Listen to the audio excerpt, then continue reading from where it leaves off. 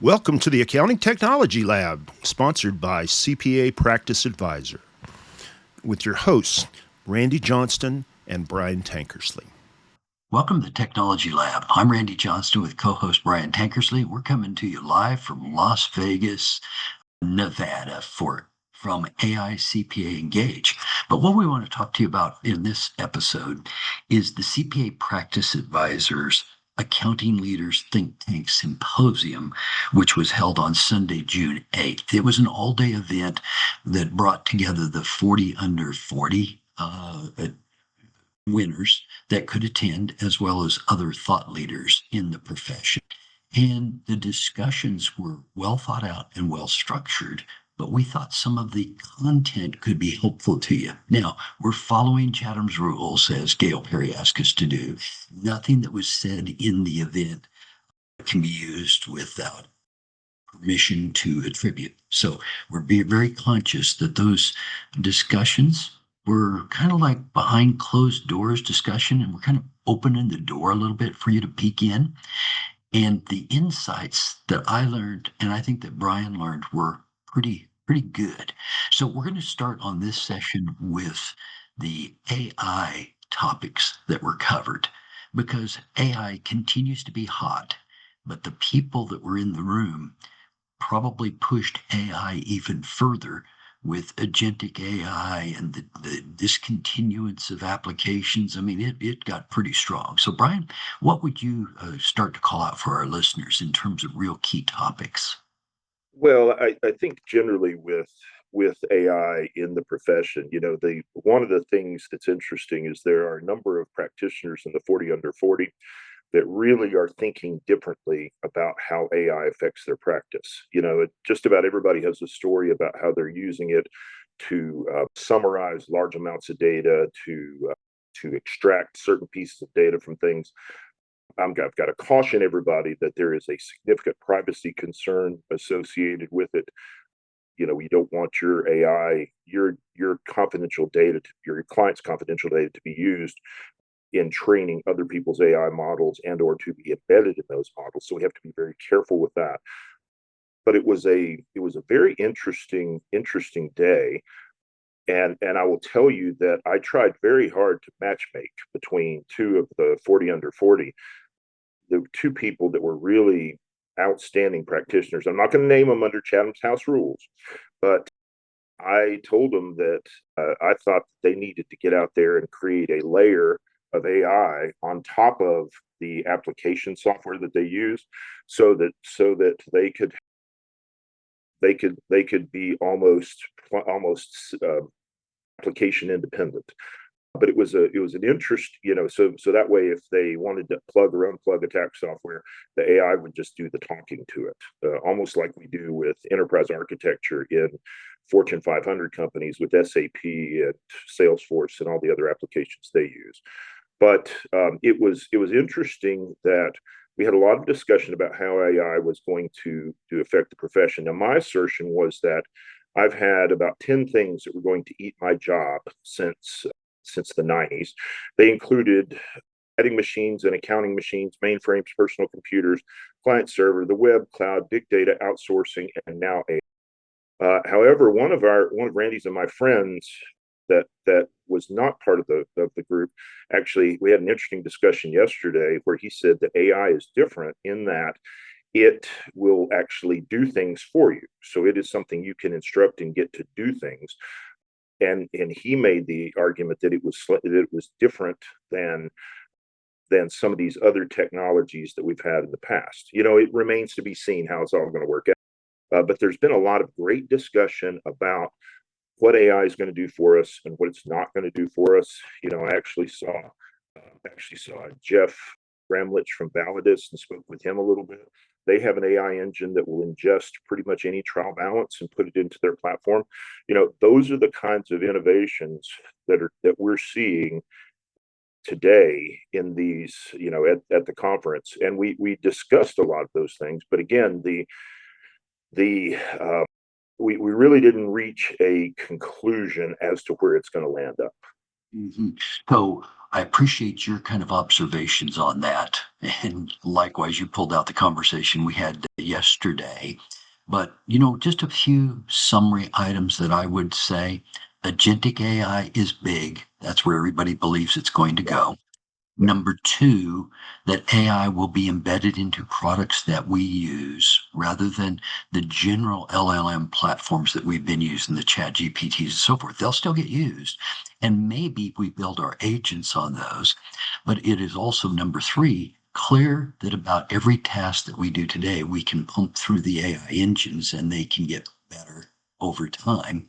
But number four, even when they write content, they don't do a very good job of catching the tone and style. So therefore, many in the group cited that they'd seen AI used by people that they knew, and they knew that that person had not written it because they knew the style. Now, maybe that gets better over time and maybe gets more muted over time, but I thought that was an interesting one.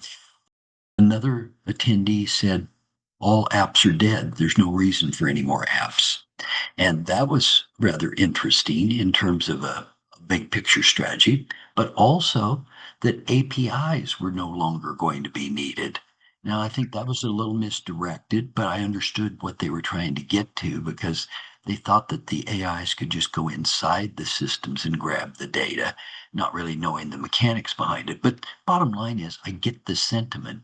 And then next, that most of the applications would be very data centric. And one of the concerns and questions was how do we select a foundational skill for ourselves and for our future team members, people that we're hiring or people that are in school? What's going to stick in the long term because things are changing so fast, perhaps iterating every few months or even slowest every year.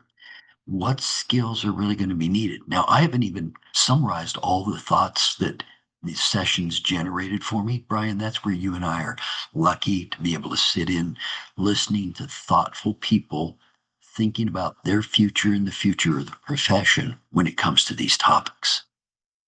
But can we agree that calling the cable company still sucks? Okay. So, as much as we talk about agentic AI, there is still a need to talk to a human being in many cases. And when you and so this interhuman communication, I don't think AI is gonna ever completely replace that because I have never felt heard or understood really at a molecular level when I talk to any kind of IVR system, like you have at the cable company or the phone company or cellular carrier or somebody like that, and I think the thing that we all have to remember is that accounting profession is about trust, and trust is something that we ascribe to humans, but we don't ascribe it to systems in the same way. Nor do I think we should ascribe it to systems in the same way, because systems can be much easier, much easily. It's much easier to redirect them. One assertion I would say about AI and the accounting profession that I made, and I'm a firm believer in this, and I want to just throw it out here, is that I think the big changes that affect the accounting profession are going to really come when the counterparties on the government side and the user side get AI at the level that we're talking about today. And it's going to drive changes in the kind of information provided and the detail of the information provided, as well as it's going to make it much harder for people to hide behind the anonymity of a 1040 or an 1120 or an 1120s. It's going to be much easier to pick out the exceptions and then to subjectively evaluate those. And I think realistically, the government side of that getting fixed is going to be much more interesting. If you look at Europe and you look at what they do with value added tax today and what they do in Canada with value added tax with their GST and HST, it's much harder to cheat in those systems. And so I think there is a big reckoning coming as a result of AI. And we kind of discussed that, but again, if we think about the if we think about the I guess the foundations of accounting, we the I think the accounting professionals are going to get there one way or another. They're going to get there, whether it's by client demand or whatever. But I think the government side getting there is where the most change is going to come from. And so it's going to be a very interesting ride to see how a Elon less Doge continues on. Yeah. Well, we did talk about the governments like France and Australia preparing returns, and we talked about how the tax code was so Byzantine that it was hard to get real answers, as opposed to accounting software where debits and credits really resulted in financials that you could publish, and why debits and credits were hard enough to pump into AI with systems like Digits AI and many of the others that we saw introduced here at AICP Engage. But the fact of the matter is, those text codes are all still pretty soft, and this one I can attribute to you, Brian, because multiple times you've said people will make mistakes and they need accountants to help them overcome some of those errors that they make along the way. And you needing this human to talk to, I think, is where the value is going to be, because if more of the functions that we're doing, client accounting services or audit or tax or wealth management or business valuation, become automated, we're still going to have that value judgment. And I just don't want advisory services to become commoditized, which is possible. But when you were talking earlier too, one of the attendees said something to me that is, I'm still just shaking my head over. I'm not saying it's wrong or right, because that's what you're doing is you're learning here. But they said that many of the younger team members that they have are using ChatGPT as a psychoanalysis tool. So they're putting their problems in and letting ChatGPT tell them what to do. And it's like, oh my, that is well That's scary. beyond, yeah, that's beyond what I thought people would do. And when you look at what's happened with, the most recent model of Claude, where, it started sending threatening emails for termination when there was, asked to shut down. I mean, those types of things, these AI models still are not well understood. But I think the main takeaway was, even though there was a lot of buzz around Gen AI, there has not been very many fiscal models showing the profitability of using AI. They see the soft benefits, but the business cases are still pretty slim for illustration, which takes us back to AI being built in products and possibly a lot of hype around these. My estimate of the 200 vendors on the show floor at AICP Engage this year is that at least half, 100 of them, are talking about something that they've got that's AI in their models. And I just don't think that's necessarily true. Well, and the other thing we have to remember here is that everything we do in accounting is subject to a cost benefit analysis. We don't spend $5 chasing a nickel. And the thing we have to remember with AI is that the processing cycles that are required to make that work are much more expensive than, say, just traditional processing cycles. And so, it takes me back to our friend Raju at Zoho, their chief evangelist, and his idea that different models and different technologies are important as you're trying to optimize things, because AI is not going to solve everything. Now, certainly it can. Just like you could have a concierge solve every problem you have, and it would cost a stupid amount of money. Okay. But when we're trying to optimize for these things, I think it's critical that we understand that AI is but one tool in our toolbox we have to cue and create this system that we have that's going to give us accurate information. Now, remember, we don't want to spend more on creating that information than it's worth, nor do we want to, and part of the value of it is in its currency. So if we have more current information, there is much more utility to that, as long as it's accurate. And so I think AI can help with that. But we're at the beginning of a very long road down this thing of AI. Intuit has actually announced that they have some new features that are coming out in QuickBooks Online here in the fairly near future related to AI. And and let me just go out here and venture a guess that those are also going to be accompanied with new increases in price on QuickBooks Online to justify those AI things. But I think it's important that we understand here that we're at the beginning of a very long journey down this technology, and things are going to evolve. When I started in the accounting profession, and I walked in the front door of Coopers & Lybrand in August of 1992, one of the partners, Tom Jennings, great guy, used to sit and smoke at his desk every day, and he would go through 2 packs minimum of cigarettes, sitting there having conference calls with people. He was actually a consulting partner where he was who people went to when they had gap issues that they didn't know how to fix, almost like a referee or a judge. And one thing I'll say here is that I think the human element that he taught me is critical in this, because there's still a lot of subjectivity in accounting. And again, especially with respect to tax, 2 plus 2 is not always 4 in tax. Sometimes it's 5 and sometimes it's 3, depending on the loopholes and the exceptions and things like that. I mean, look at the credits we have on electric vehicles. You have a $50,000 vehicle with a $9,500 tax credit on it, or whatever the number is, and now it's a $40,500 vehicle.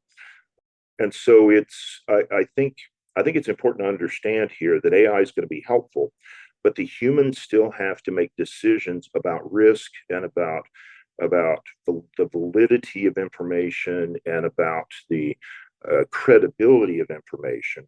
And those humans themselves also have credibility that they're trying to protect. And so it's the equation when we start plugging AI into this. AI is certainly a tool, just like caffeine's a tool when you're trying to stay up and work more hours, but it's not the ultimate solution. Okay. It's just part of the process that we have to price in and figure out and see what things are going to evolve into. Yeah. So, just thinking about the Intuit AI model, they're just now coming out saying it's been under development for 6 years, and just talking about more of the capabilities of their model. And of course, we're watching and have in a future Tech Lab update for you some of the Apple announcements from the Worldwide Developers Conference with the evolution into their 26 naming system, but all of their incorporations of Apple Intelligence and of ChatGPT directly in some of their platforms. So things are And changing all over. let me inject in here that that Intuit does not have any way for you to opt out of your data being used to train this AI model. Okay. And that is a critical issue that we have to address and think about here as a profession.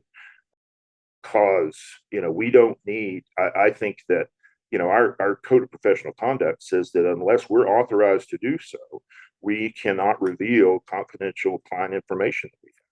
And I think revealing it into it and putting it into their systems potentially is a revealing of that information. So we have to reckon with this whole privacy situation as a profession, and understand that this is not something that comes at a zero cost. You and I had a number of discussions yesterday about privacy being dead, and how maybe we just need to hold our nose and go with it on some of these things. But I think we have to at least say out loud in this discussion that figuring out the privacy is really important, because it's become clear that Washington's not going to do it for us. And we are the bulwark out there as a profession protecting the privacy of our client information. Now, we can go along with what the cool kids in DC say, or we can have a standard that's higher than that that protects our clients. And we have to make decisions surrounding that, or Silicon Valley is going to make it for us. And you and I both know how that's going to come out. We do. So, my two takeaways, and you really got to one of the two, was what do we do about this privacy security? Because holding the nose is probably, I just don't want to give up on it yet. But, I'm beginning to see we don't have a lot of options on this because of the devices we use, our phones and other things. So we'll talk more about that in a future technology lab because that's a current troubling thing, and I want to be more thoughtful about it before we talk to you about it. But the second thing is it is clear that getting an initiative to create agents in your firm is actually a good use of time. And likewise, in a future technology lab, we're going to have to talk to you about the creation of agents because we think there will be platforms that do it for us. Maybe these will be inside tools. But the fact of the matter is, the agents that you create will help you and your team for your clients very specifically. And that's where we think the value of this future AI is going. So, Brian, any other closing thoughts? We live in interesting times. I think about the changes I've seen over my 33-year career thus far. And, where literally I didn't have a work computer for the first year or so. I was at Coopers and Lybrand, and they were ahead of everybody else with technology, in my market anyway. And so I think it's important to acknowledge here that a change is always part of accounting. There people will always say that accounting is going to disappear, and that's not the case. Okay, we still have police, we still have law enforcement, they still have to investigate. Okay, and we are the investigators of business that figure out what's right and wrong and sort out the winners and the losers and figure out and help people navigate and figure out how to steer those businesses forward. And that role is not going away. Okay, so I think we all need to calm down a little bit and get ideas of how we're going to do things. I would suggest that you start with ministerial tasks with AI. So if you have the Microsoft 365 Copilot, get it to summarize your inbound emails when you're behind and tell you what to do. Get it to write responses to messages for you where you need things done. I used generative AI a while back to get a thank you note written for my son because he spent 3 hours trying to figure out how to write one, and he was clearly stuck. And I had ChatGPT write one for him. I actually had to write 5, and I picked out the best of the 5, and I put it in front of him, and I said, write this down and don't say anything different. This is a perfect item. And I think we have to think about that is that AI is going to be invaluable when we get stuck. It's going to be invaluable at ministerial tasks that are not the thing that we're paid to do, but they are the necessary task that we do as part of it. And so I think it's a matter of us reckoning with this new tool and figuring out how to use it. It is going to neither create nor destroy the entire accounting profession, but it is going to have an impact on it. And I'm quite excited to be living in this age. Well, interesting times are your words, and others that I've heard. Uncertainty and unsettled, at the risk of ending on what sounds like a negative note. But there is confusion about what lies ahead. And that's okay. We're going to help you figure it out here in another technology lab. Good day. Thank you for sharing your time with us. We'll be back next Saturday with a new episode of the Technology Lab from CPA Practice Advisor. Have a great week.